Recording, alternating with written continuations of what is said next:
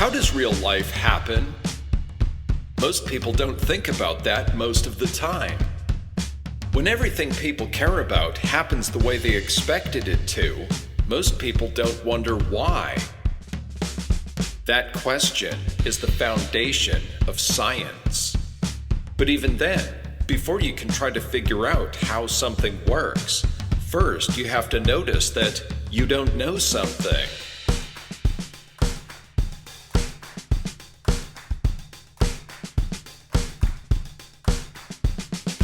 The most important theater critic in history was a dog. Somewhere in Moscow in the 1880s, a theater company met in a church in the evenings to rehearse. One actor brought his old dog every night. The dog would lay in the corner and sleep the whole time. But every night when they finished, the dog would be waiting for his owner by the door. Constantin Stanislavski, the director, noticed that and wondered what the dog was responding to. Eventually, he realized that the only consistent thing they were doing every night was that when they stopped rehearsing, they stopped using their stage voices and went back to using their normal voices. That meant their acting wasn't even realistic enough to convince a dog.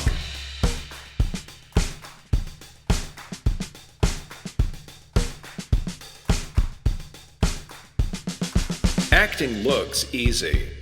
It's just a bunch of pretending, and we've all done that since we were 3. But that kind of pretending doesn't tell real stories. The main problem is that to act in a play, you have to know what the play is about and how it ends. But in real life, we don't know how the events we're in the middle of are going to end, and we don't know what they're going to end up being stories about. So how do you live the story moment by moment as it happens to the character, while simultaneously knowing the whole play as the actor?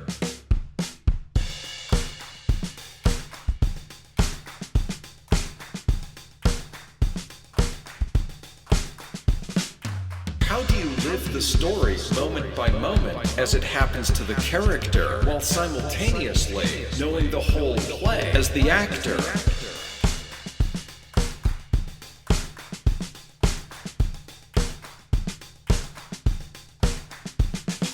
Stanislavski devoted the next 50 years of his life to solving that problem.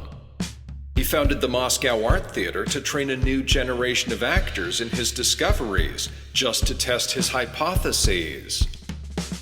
Training young actors was the only way he could be sure their performances were the result of what they learned from him, instead of what they learned from someone else. His earliest discoveries are observations about people that you might have noticed too. First, everything you do with your body is a decision. But most of human mental activity is subconscious. When you stand, you have one posture out of all the postures you could have. When you talk with a tone of voice out of all the tones of voice you could use. When you talk, you also do something with your hands out of all the things you could do with your hands.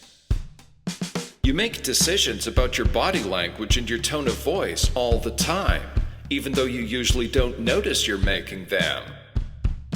But the electricity that made your body do those things came from your brain, even if you don't think of them as decisions.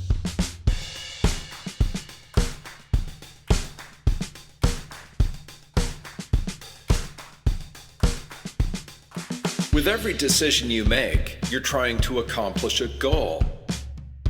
A goal is something you want.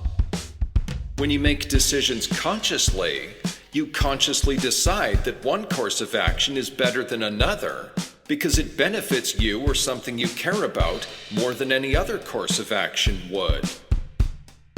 When you make decisions without knowing why you make them, for some reason, you feel that the decision you make is going to make your life better in some way than any other decision you could make.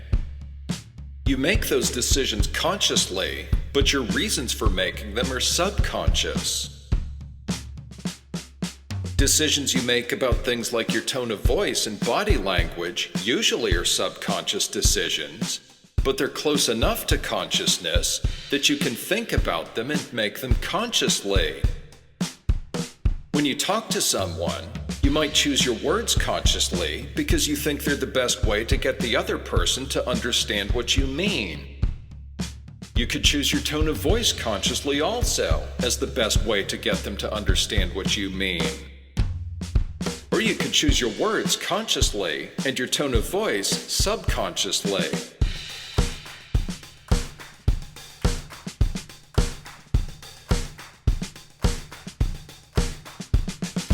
You always try to reach your goals as easily as possible. When you make decisions consciously, whatever decision you make feels to you like the best way to get what you want. The best way means the easiest way. The easiest way possible means with the least energy possible. If the decision you make doesn't work for some reason because something goes wrong unexpectedly, you do the next best thing to get what you want. That means either you try the next easiest way you can see to get what you want, or you change your mind about what you want. If you go to a restaurant, you order what you want most from the menu. If the waitress tells you they're all out of ingredients to make that order, you probably order something else. If there isn't anything else on the menu you want, you leave. You don't tell her you're just going to sit there at your table until tomorrow and wait for them to get more ingredients. That wouldn't make any sense. People are like the electricity that flows through our brains. We look for the path of least resistance to getting what we want.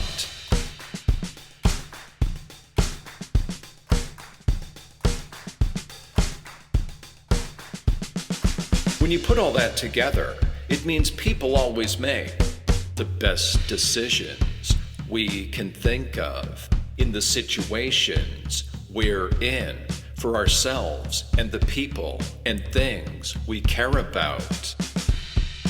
Not only with our conscious decisions, but also our subconscious decisions. When you decide consciously what you want to order from the menu, you also decide subconsciously what you feel is the best tone of voice to use to tell the waitress. All of the decisions you think of, consciously and subconsciously, are largely the result of your personality. That means if someone else sees you make a lot of decisions, that will tell them a lot about your personality. Meanwhile, everyone else makes all of their decisions the same way. When you see other people make a lot of decisions, that tells you a lot about their personalities.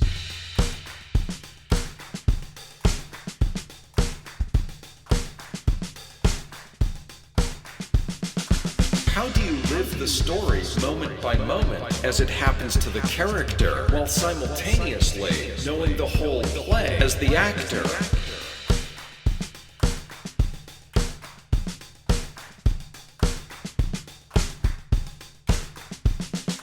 How do actors get from living their own lives to living their characters' lives?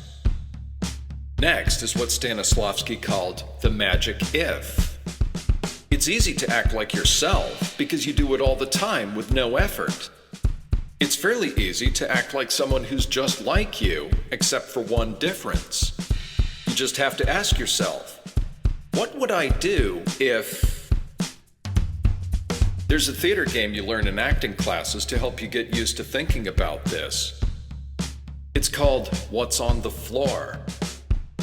Everyone starts out walking around the room like normal. Then the director calls out, "The floor is covered in..." Now everyone starts walking as if the floor is covered in ice, marbles, glue, tall grass, banana peels, a foot of mud, snakes. Each of those changes in your situation would change how you'd walk.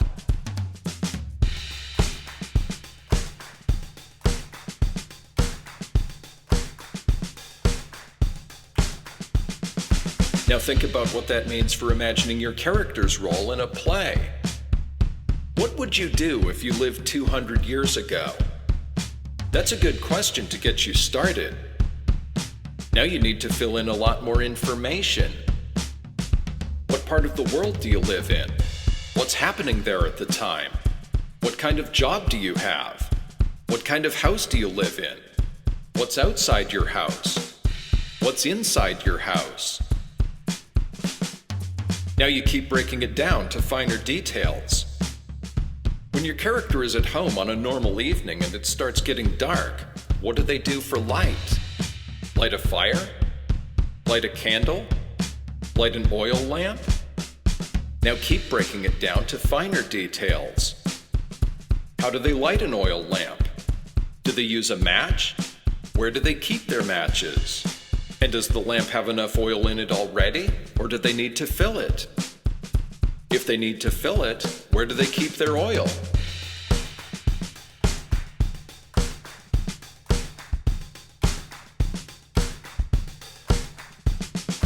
The more differences there are between yourself and the character you're playing, the harder it gets to play them realistically. If you try to jump right into the role and guess what it's like to be them, you probably won't make it look realistic. But if you can make the shift from being yourself to playing the character gradually, by visualizing how they're different from you one step at a time, you can do it. The fact that we're all human and we all have a human brain structure means that everyone in the world is living a different version of your life.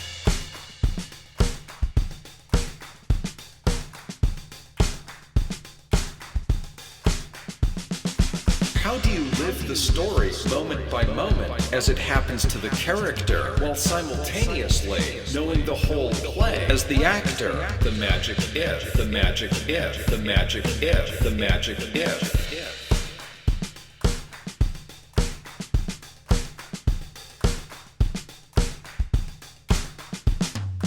So far, we've been talking about differences between your setting and your characters. How do you visualize the differences between your personality and the character's personality?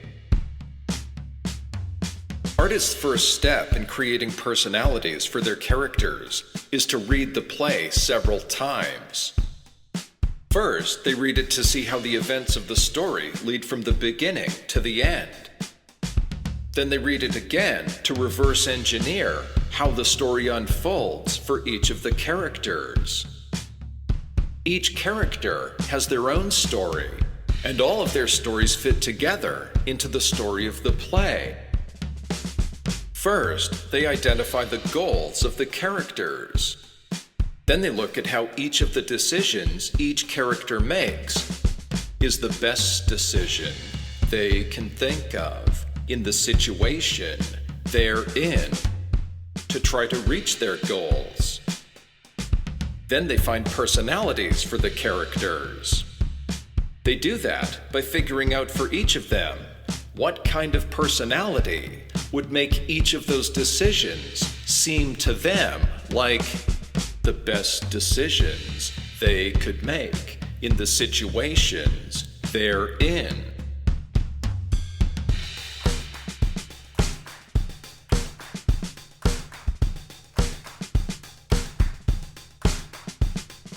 In every play, movie, or TV show, each character has an overall goal that they're trying to achieve. Stanislavski called that their super objective. He worked mostly in theater, so I'm going to call them plays for now. In every scene of a play, each character in the scene has a goal. Stanislavski called that their scene objective.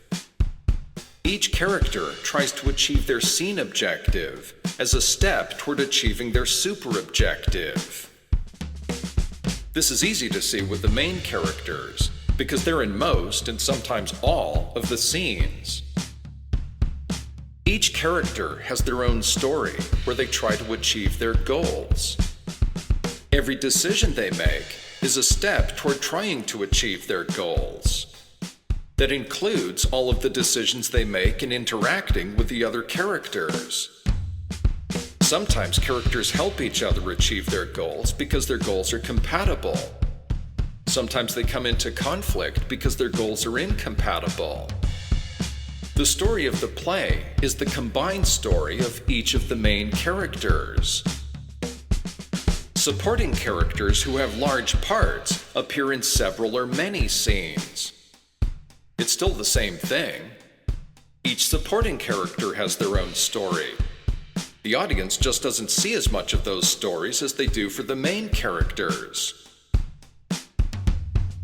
For characters who only appear in one scene in the play, you might think their scene objective and their super objective are the same thing, but they're not. They have an objective they're trying to achieve over the course of the play, and they have an objective they're trying to achieve in the scene. What does the character want to accomplish by the end of the play? That's their super objective. How is this one scene part of that? That's their scene objective. Just as with all the other characters, one scene characters have their own stories. The difference is that for these characters, the audience only sees one scene of what they're doing to try to achieve their super objectives. If your main character is on an epic quest to defeat an evil sorcerer who's trying to take over the kingdom in a year from now, and he stops to spend the night at an inn and he talks to the innkeeper, what does the innkeeper plan on doing for the next year? Renting rooms to customers. So how does his scene objective of renting a room to the main character fit with his super objective of running his business?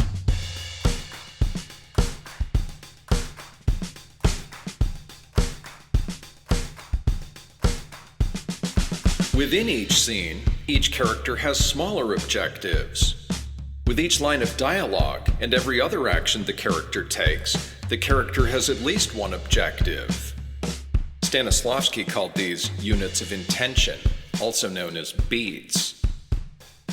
Every unit of intention is an attempt to accomplish part of the character's scene objective. They got the name beats from the way he explained them in English. In Russian, he called them pieces. In British English, that translates as bits. He had a Russian accent. So when he said things like, "You divide the dialogue up into beats," people thought he was saying beats as some kind of analogy to music, so that's how they wrote it down. Units of intention, combined with the characters' personalities, are what create the emotions in a scene. Decisions are attempts to accomplish goals, and emotions motivate decisions. So to find the emotions, artists work backwards from the goals and decisions. Emotions are the result of unique people interacting with their unique situations. That makes emotions essentially infinite. If you get a general idea of the character's emotions in a scene and act out generalized happiness, generalized anger, generalized fear, or whatever other emotion, it will look fake because that's not what people do in real life. Every time you interact with someone, you try to have an effect on them that will be beneficial to your goals. Most of the time, when you interact with someone else, you're trying to get them to do something that will benefit you. Meanwhile, they're usually trying to get you to do something that will benefit them. In most of the interactions you have with people, it's easy for both of you to get the other to react favorably. In fact, those interactions are so commonplace you often don't notice them. When you interact with a clerk at a store or a restaurant, you have the obvious goal of exchanging money for a product or service. But you also have the longer-term goal of interacting with each other positively now to pave the way for you to interact positively in the future. When a clerk finishes your transaction and says, "Have a nice day," they're trying to get you to have a positive feeling about the store when you leave, and also trying to get you to have a positive feeling about them. If you saw a stranger get hit by a car crossing the street, you'd probably try to help them. If you saw a clerk from your grocery store get hit by a car, and you'd had positive conversations with them all 20 times you talked to them, you'd probably try harder to help them, even if you didn't know anything else about them. In most situations, the more people have positive feelings about you, the better off you are, and you can make that happen with essentially no effort.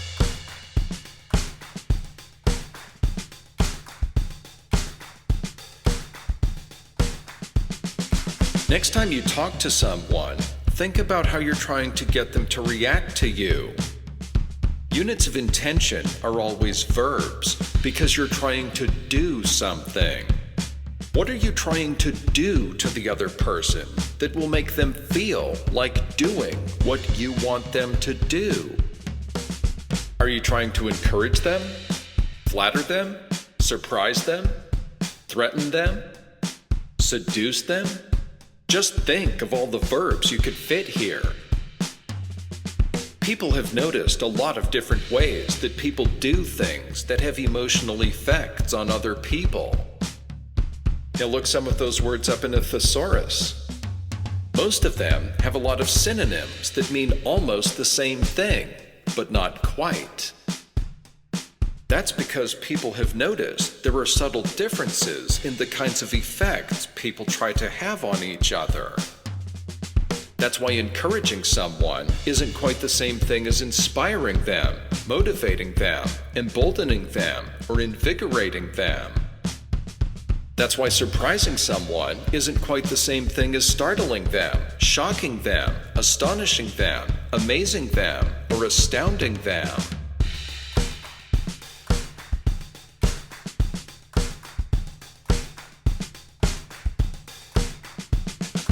People don't write plays about ordinary people doing ordinary things in ordinary situations. They usually start with characters doing ordinary things in ordinary situations, but then something interesting starts happening. Soon, the events of the play start building up to the characters needing to take big risks to succeed at important goals. The higher the stakes and the more urgent the situation becomes, the harder the characters try to have effects on each other, and the bigger the effects are. That's why a husband and wife can start out a play or a movie talking to each other about their feelings, and near the end, they start yelling at each other. Did they start out talking to a marriage counselor and end up getting so frustrated with each other that they want a divorce? Did they start out making plans for the weekend and end up trapped in a burning building trying to find each other? Did they start out talking to a marriage counselor and end up trapped in a burning building together? However it happens, in a play or in real life, the more intense a situation becomes, the more life-changing it becomes. That's when people, or characters, start trying to have bigger emotional effects on each other, more urgently.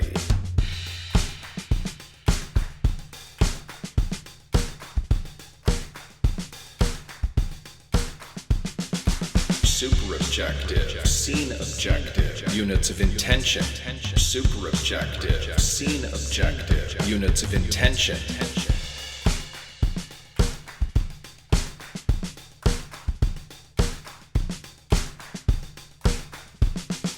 Once the artists have discovered the internal consistency of each character, the next step is to figure out how to show it to the audience. The artists read the script to find their characters' goals, from their superobjectives to their scene objectives to their units of intention. The audience sees the characters from the opposite direction, from their units of intention to their scene objectives to their superobjectives. If everything the audience sees you do, from the moment they first see your character, is internally consistent with that character making the best decisions they can think of in the situations they're in for themselves and the people and things they care about, the audience will get a feeling of the personality you developed for the character. After the first scene or two, the audience will get a feeling of who the character is. Then, if it's someone they identify with, they'll empathize with them. That's another side of most of human mental activity is subconscious. That makes them feel the story that's happening to the character. Every time the character feels confident about their situation, or surprised, confused, afraid, frustrated, courageous, or anything else, the story doesn't just happen on the stage.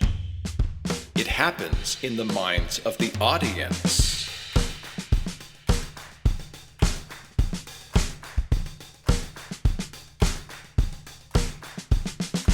What happens when you know things about two characters in a movie that they don't know about each other?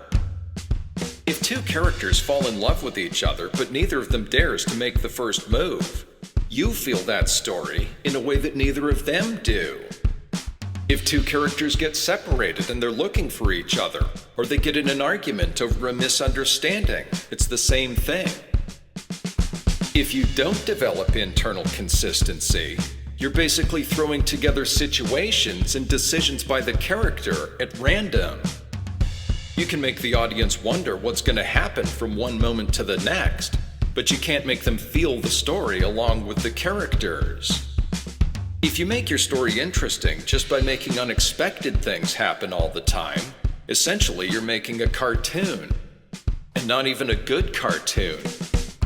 Even the Roadrunner and Wile E. Coyote have internally consistent personalities.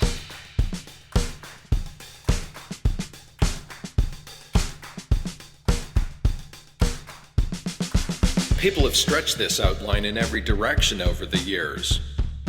From comedy to horror to science fiction to fantasy, if you get a sense of who the characters are and how they're going to react to their changing situations, it means the actors have done all of this to create internally consistent characters. Science fiction and fantasy movies make that happen by creating situations that don't happen in real life, but that have an internal consistency of their own. Once you understand how the world of the movie is different from real life, you can anticipate how the characters are going to react to their changing situations. A big part of showing you how normal life works in the world of the movie is showing which things the characters think of as normal and which things they're surprised by. You don't need an explanation for how their magic or technology works if you can empathize with characters who use it all the time. Horror villains have internally consistent personalities that make them make decisions that the audience wouldn't think of, but that the audience can see makes sense for that character in that situation. The best villains are ones the audience hates, but empathize with anyway. That turns the conflict the villain is causing in the story into a conflict within the audience's minds, by making them empathize with the heroes and the villain simultaneously. Characters in comedies have internally consistent personalities that make them make decisions the audience didn't expect, but that the audience can see are consistent with the character's personality. What makes a comedy funny is that the characters say and do things that are surprising, but simultaneously make sense.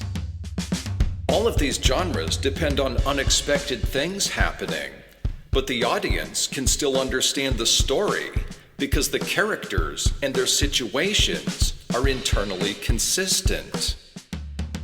The artists create the surprises in these stories by using the internal consistency of the characters and their situations to make the audience expect one thing, but then making something else happen that the audience realizes in retrospect is also internally consistent.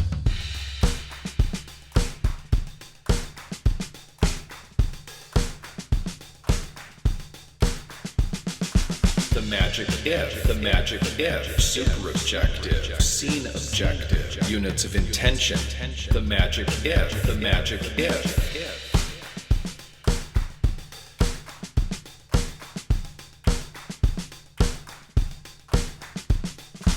Stanislavski started writing a trilogy about his discoveries called An Actor Prepares, Building a Character, and Creating a Role. Getting his books published was hard because by then Russia had become the Soviet Union and Stalin was in charge.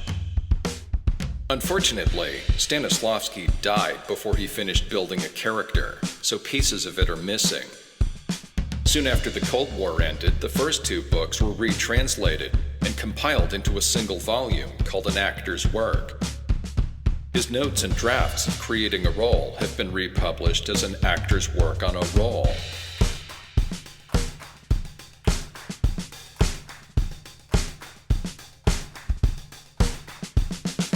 Actors and directors have many different ways of thinking about, feeling, and talking about how they develop their characters and stories. Some of them see themselves as using Stanislavski's system, while others don't. Some use acting styles that other people developed based on his style. Some actors are so intuitive they don't seem to need anyone else's style. But any acting style that produces consistent realism leads back to his discoveries, one way or another. Getting an audience to feel personally connected to the story depends on getting them to feel the internal consistency of the characters and their situations. People feel the internal consistency of characters through the empathy they use to relate to people in real life. Getting the audience to empathize with the characters makes them feel the story along with the characters. That's the most emotionally powerful way to tell any story.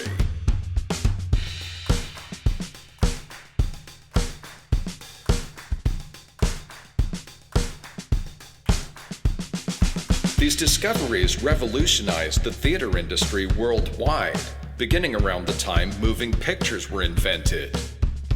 The approach to creating realistic characters that Stanislavski discovered elevated the art of theater to a whole new level. That's why he's known as the founder of modern theater. What happens when you watch a TV series with 8 diverse main characters? If you empathize with all of them, you get a feeling of how their lives fit together. Gene Roddenberry started that with the original Star Trek in 1966. That's one way artists have been helping to tell the story of being human on planet Earth. How do you live the story moment by moment as it happens to the character, while simultaneously knowing the whole play as the actor? The magic if, super objective, scene objective, units of intention, super objective, scene objective, units of intention, the magic if, the magic if, the magic if. This is Ezra Neeson. You've been listening to Our Lives Matter, a blueprint for an education system for the 21st century, track 25. Visit my website at STEAMAPE.org. Science, technology, engineering, art, mathematics, activism, philosophy, and education to hear new tracks every week. Thanks for listening.